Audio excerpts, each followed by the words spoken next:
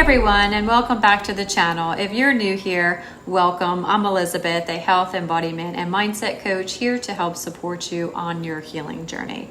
Today, we are going to talk about something so many of us are experiencing right now, but may not have the words for, which is survival mode. You may have heard this term before, but what does it actually mean? Survival mode is a state where your mind and body are constantly operating from stress, fear, or scarcity instead of safety, presence, and flow. It's like living with the emergency alarm always on, and in this video, I'll explain to you what survival mode is, who it affects most, why we're seeing an increase in it, the toll that it takes on your well-being, the warning signs that you might be missing, and give you some practical action steps, including embodiment and spiritual practices to begin your healing. Because a healthy mind, body, and spirit encompasses way more than just the food on your plate. And if you're also looking for some additional helpful resources to help you on your healing journey, then don't forget to check out the description box below, where I left links to help support you in many different ways. So let's begin with what survival mode is.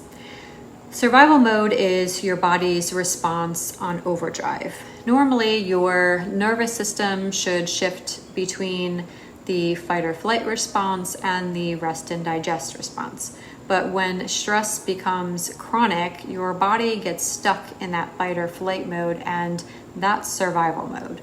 It's not just mental, it's physical and emotional too. And in survival mode, your body releases stress hormones like cortisol and adrenaline constantly. Obviously not good for your body. This keeps you in a heightened state, always scanning for danger or when even none is present. And some of this may not even be done at a conscious level, but a subconscious level that you don't even realize that you're doing it, especially if you've been living in a state of this fight or flight survival mode for such a long time, maybe even since childhood, and it's just become your natural default state, though not natural at all. Now, who does it affect most often? Survival mode can affect anyone really, but some groups are more vulnerable for others, and those can include people like those with high stress jobs or caregiving roles, or maybe both, women who often try to juggle work, family, and household responsibilities with a lot on their plate, those who grew up in unstable or unsafe environments where their nervous system had to adapt to constant stress or possibly trauma, people dealing with chronic illness or financial instability. Essentially, anyone who feels unsafe, unsupported, or constantly stretched too thin can find themselves in survival mode. And I can tell you from my own personal experience that this is something I was living in for far too long before I realized it, which, as mentioned before, it's not uncommon for working women having a lot on their plate when they're juggling work, family responsibilities, household responsibilities, and often have little to no free time of their own to properly take care of themselves. This is in part due to societal expectations of what women are considered supposed to be or do or take care of, but often it places a large burden on them that can negatively affect both their physical and their mental health. So the sooner you can become aware of how you're operating, the sooner you can address it and start to bring your health and your life back into a state of balance. So why do you think we're seeing such an increase in this? Basically, in my opinion, we're seeing more and more people than ever stuck in survival mode today. Nobody is even talking about it. Some reasons may be modern stress levels, long work hours, financial pressures, especially with the cost of everything lately increasing, and constant digital stimulation may play a part. Also, global uncertainty, things like the pandemic, economic instability, global wars and unrest playing out right now, and social changes have created a collective stress response. Also, disconnection from self, because we live in a culture that glorifies productivity and suppresses rest, stillness, and emotional expression, all of which are extremely important to maintaining a healthy lifestyle. The masculine energy has basically taken over for far too long, and the feminine energy has all but disappeared.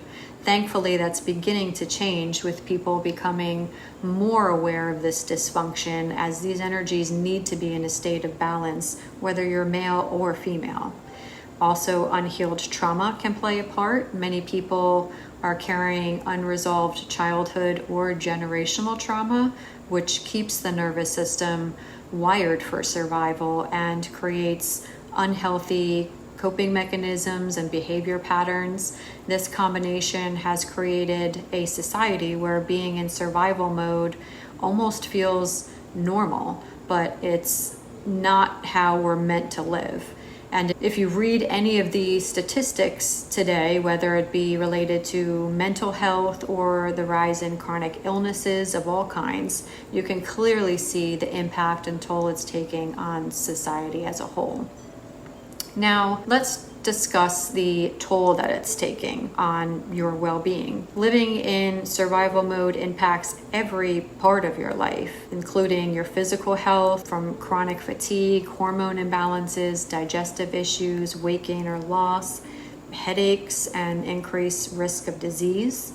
It can affect your mental health, like anxiety, depression, brain fog, poor concentration, and burnout. It can affect your emotional health with numbness, irritability, difficulty regulating your emotions, or feeling disconnected from joy or your emotions entirely. Your spiritual health with a disconnection from purpose or lack of fulfillment and difficulty accessing intuition or creativity. Also, your relationships. Survival mode often leads to reactive communication or toxic relationship patterns or self-abandonment or withdrawal from others. What are some of the warning signs that you may have overlooked? Some red flags can be that you might be stuck in survival mode, can include always feeling tired even after rest, constantly busy but never feeling fulfilled, trouble relaxing or feeling guilty for resting, being easily overwhelmed or triggered by small stressors, feeling like you're just getting by instead of truly living. And if any of these sound familiar to you, you might be operating from survival mode. Let me know in the comments below.